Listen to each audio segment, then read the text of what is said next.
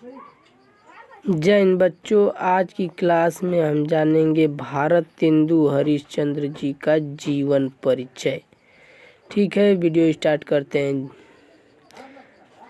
तो आधुनिक हिंदी साहित्य के जन्मदाता भारतेंदु हरिश्चंद्र इतिहास प्रसिद्ध सेठ अमीचंद्र के प्रपौत्र गोपाल चंद्र गिरधर दास के ज्येष्ठ पुत्र थे। यानी जो भारतेंदु हरिश्चंद्र जी हैं, ये आधुनिक हिंदी के जन्मदाता माने जाते हैं। यानी जो भारतेंदु हरिश्चंद्र जी हैं, इनको आजकल की जो हिंदी है यानी आधुनिक हिंदी के जन्मदाता माने जाते हैं। जो ये भारतेंदु हरिश्चंद्र जी हैं, आधुनिक हिंदी के जन्मदाता माने जाते हैं। फिर इतिहास प्रसिद्ध सेठ अमीचंद के प्रपौत्र, यानी जो इतिहास प्रसिद्ध सेठ अमीचंद, यानी जो अमीचंद जी हैं, ये इतिहास के प्रसिद्ध व्यक्ति हैं। और अमीचंद के प्रपौत्र यानी परपोता, परपोता यानी होता है पोते का लड़का, पोते के लड़का यानी जो गोपाल चंद्र गिरधर दास जी हैं। गोपाल चंद्र गिरधर दास के ज्येष्ठ पुत्र थे भारतेंदु हरिश्चंद्र जी, इनके ज्येष्ठ पुत्र थे। इनका जन्म 9 सितंबर सन 1850 ईस्वी को काशी में हुआ था। यानी भारतेंदु हरिश्चंद्र जी का जो जन्म है 9 सितंबर सन 1850 ईस्वी को काशी में हुआ था। काशी कहाँ पड़ता है? यूपी में, यानी उत्तर प्रदेश में पड़ता है। फिर मात्र 5 वर्ष की अवस्था में माता पार्वती देवी तथा 10 वर्ष की अवस्था में पिता गोपाल चंद्र के सुख से यह वंचित हो गए। यानी मात्र 5 वर्ष के जब थे भारतेंदु हरिश्चंद्र जी, तब इनकी 5 वर्ष की अवस्था में इनकी माता जी जो थी पार्वती देवी, ये इनका देहांत हो गया। फिर तथा 10 वर्ष की अवस्था में इनके पिताजी जो थे गोपाल चंद्र के सुख से यह वंचित हो गए। यानी 10 वर्ष की अवस्था में अपने पिता को खो दिए, 5 वर्ष की अवस्था में अपनी माता जी को खो दिए।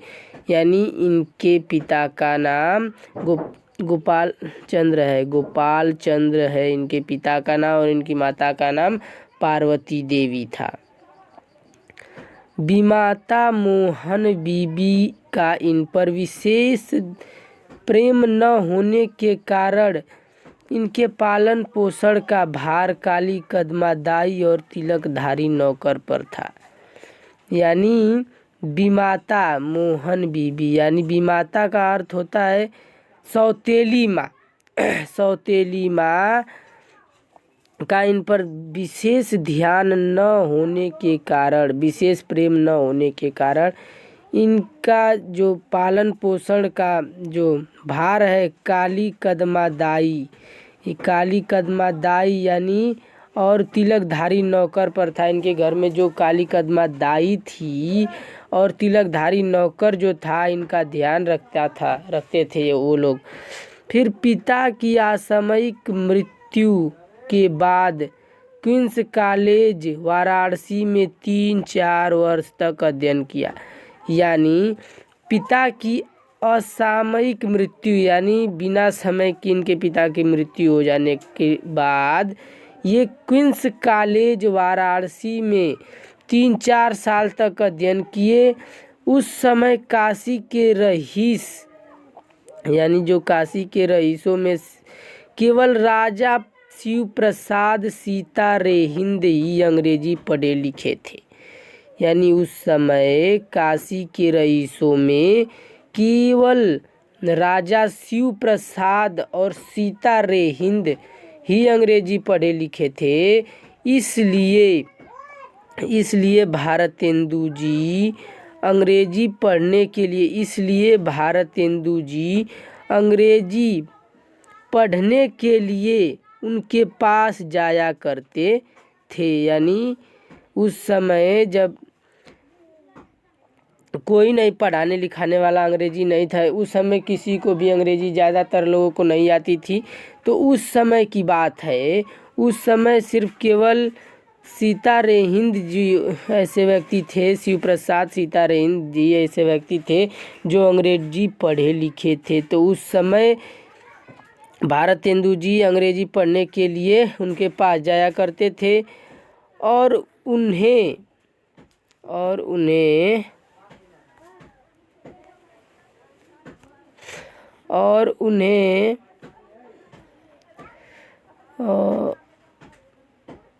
और उन्हें गुरु तुल्य मानते थे और उन्हें गुरु तुल्य मानते थे उन्हें गुरु तुल्य मानते थे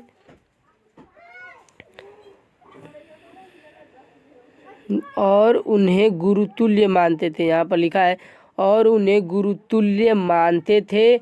और कॉलेज छोड़ने के बाद इन्होंने स्वाध्याय हिंदी, संस्कृत और अंग्रेजी के अतिरिक्त मराठी, गुजराती, बांग्ला, मारवाड़ी, उर्दू, पंजाबी आदि भाषाओं का ज्ञान प्राप्त किया। यानी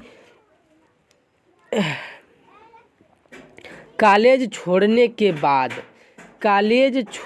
के बाद इन्होंने स्वाध्याय अपने खुद के अध्ययन से इतनी भाषाओं का ज्ञान स्वयं ही ज्ञान प्राप्त किया अपने द्वारा, स्वाध्याय से, खुद की पढ़ाई से अपने द्वारा इतनी भाषाओं का अध्ययन प्राप्त किया, ज्ञान प्राप्त किया। फिर 13 वर्ष की अल्पावस्था में इनका विवाह काशी के रईस यानी अमीर लाला गुलाब राय की पुत्री मन्ना देवी से हुआ। बस सिर्फ 13 वर्ष के थे तभी इनका विवाह हो गया। किसके साथ? काशी के रईस लाला गुलाब राय की पुत्री से, मन्ना देवी से इनका विवाह हो गया, संपन्न हो गया। इनके 2 पुत्र और 1 पुत्री थी।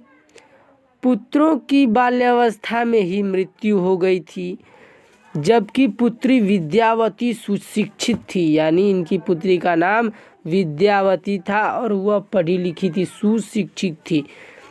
फिर भारतेंदु जी ने अनेक स्थानों की यात्राएं की। ऋण लेने की आदत इनमें पड़ गई थी। यानी इनमें एक बुरी आदत थी, ऋण लेने की आदत इनमें पड़ गई थी, जिसके कारण ये ऋणाग्रस्त हो चुके थे। कौटुंबिक यानी पारिवारिक चिंता तथा अन्य सांसारिक चिंताओं सहित क्षय रोग से पीड़ित भारतेंदु जी का निधन 6 जनवरी 1885 ईस्वी को 34 वर्ष 4 महीने की अल्पावस्था में इनका निधन हो गया, इनका स्वर्गवास हो गया। तो ठीक है बच्चों, आज के लिए